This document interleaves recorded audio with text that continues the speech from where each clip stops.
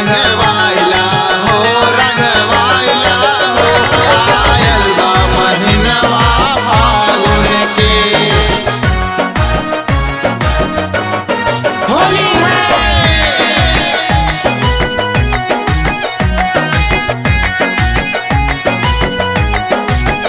रंगवाइला हो आयल बा महीनवा फागुन के।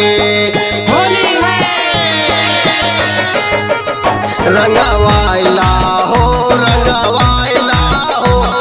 आयल बा महीनवा फागुन के।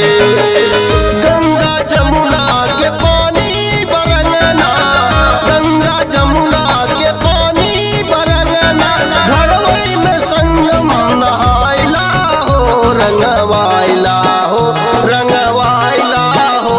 आयल बा महीनवा फागुन के। रंगवाइला हो आयल बा महीनवा फागुन के। होली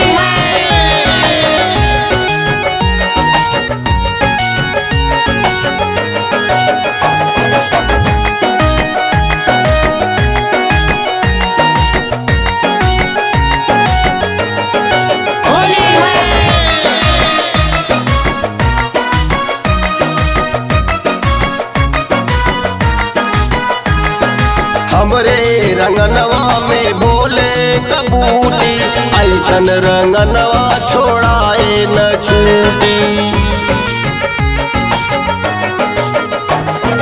हमरे रंगनवा में भोले कबूटी, ऐसन रंगनवा छोड़ाए न छूटी।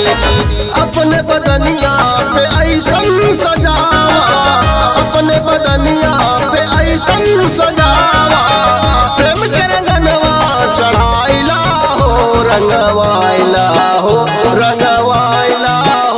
आयल बा महीनवा फागुन के।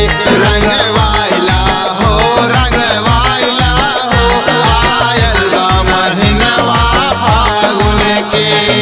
होली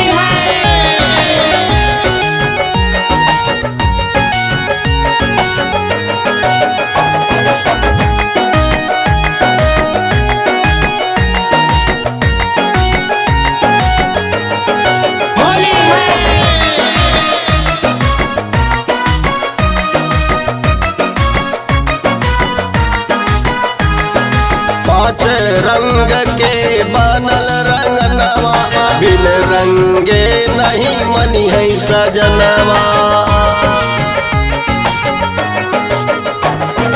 पाँच रंग